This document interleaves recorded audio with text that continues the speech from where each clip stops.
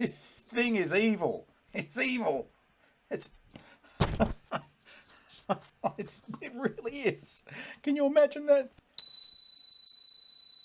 Greetings, it's Jerry here. It's been a while since I've made a video. I've been on vacation. So a while ago I bought a bunch of gadgets and things off AliExpress and Temu, and this is one of those. Okay, so what is this? So this cost around about $2 Australian. Apparently this is a pranking device.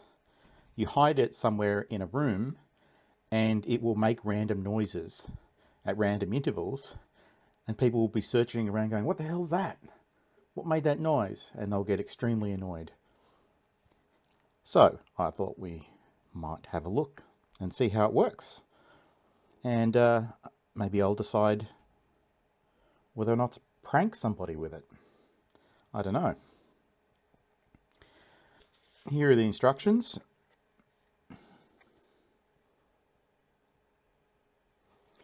And it says, thank you for the purchase of the product. Hope it brings you hours, days, weeks of entertainment. To start the fun, simply turn on the device by sliding the small switch to the on position.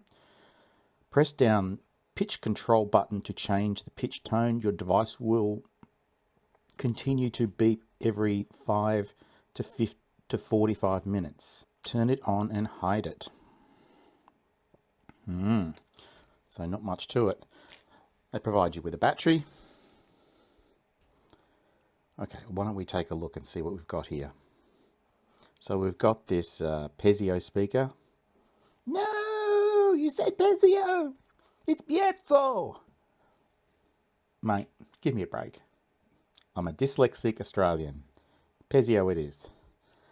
So that's one of these little speakers. It's called Annoying PCB. Oh, assembled in USA. I doubt it. All right, so it appears to consist of a battery holder, the speaker, a button, an on-off switch. I can't see any electronics on it. Where are they hidden? Oh, is it hidden underneath the speaker? Is there something under there? Is there a chip? I imagine it's just a chip, right? Yeah, I feel as I can just see the outline of a chip underneath the speaker here. Okay, that is going to require further investigation. But why don't we start by using it, just seeing exactly what it is. I'm looking here also, you know, there's these unpopulated pins, and there's some pins over here. I'm wondering if that's for programming the chip. Maybe if we can identify what the chip is, we can figure out how it works. Okay. Goes in like that. All right. So let's turn it on and see what happens. Did you hear that? What happens if I press the button? Oh, God, that's annoying.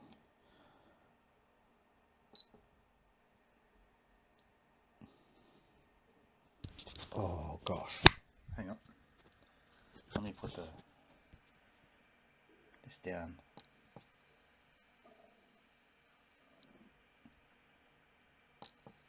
Oh, that's painful. That is painful.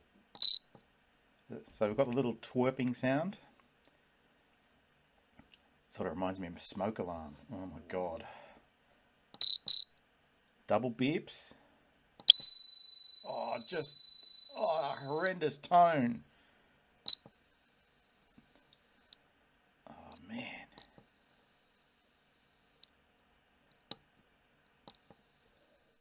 Oh, that's so high pitched.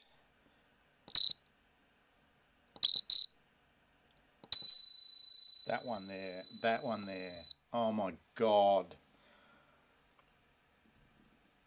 Oh, that is horrendous. That would be the one that I would use. This thing is evil. It's evil. It really is. Can you imagine that? Just every, you know, what did they say? Every 5 to 45 minutes, it just turns on and does that. That is really evil. And I guess the chirping will make you think it's a smoke alarm going off. Oh, can you imagine that? Getting up in the middle of the night and going, oh, the damn smoke alarm. And then trying to, you know, oh, it says that the battery's okay. And then you end up getting a broomstick and smashing the damn thing off the ceiling and then go back to bed. 15 minutes later, you just hear the chirping again. Oh, that is a freaking evil device. Oh my God.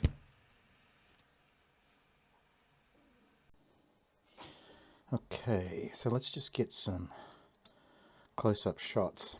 For those of you who are interested in seeing where everything goes, trying to get rid of some of the glare. So there's the annoying PCB in all its glory. And then on this side, you'll be able to see what's going on. So there's a chip underneath this speaker, and it looks like it's got 2 points there that I can desolder.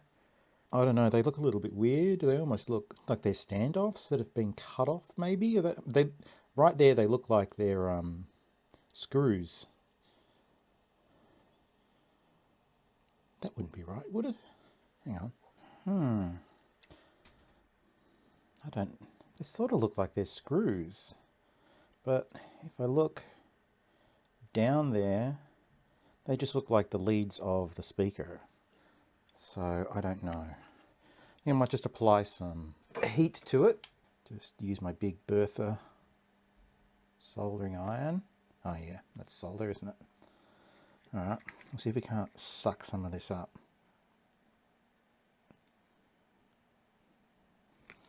I might have to actually heat it up and pry each side off.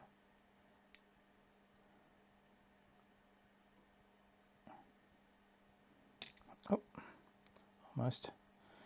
Don't want to apply too much force. Let's just add some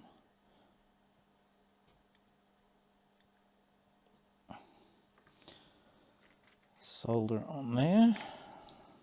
I'll just try giving it another heat up. I'd like to put this back together, so I don't want to... Oh, there she goes. Why did it tinkle like that? Something else happen? No. Okay, thank you. So there we go. So you can now see the full board, and there is a chip, DLS08. I'll look that up and see what exactly that chip is doing.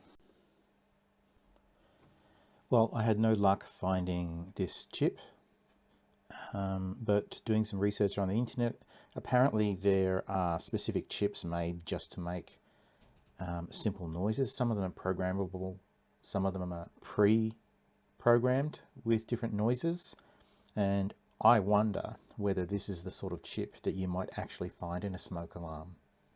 Whoever made this is taking advantage of, you know, the need for some devices to make chirping sounds and things, warning sounds, and has just wired it directly up. I don't think it's a microprocessor or anything like that. Like I said, it does have these pins here that you can see. You know, if I was Big Clive, I could probably reverse engineer all of this stuff. So if you know what this chip is, please put a link in the comment, or you think that you know more about it. That would be great. All right, I'll just quickly solder this back on.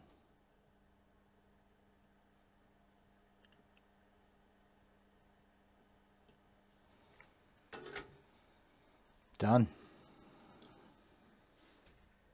All right, I guess that's it for this video. I'll catch you in the next one. No! No! Ah!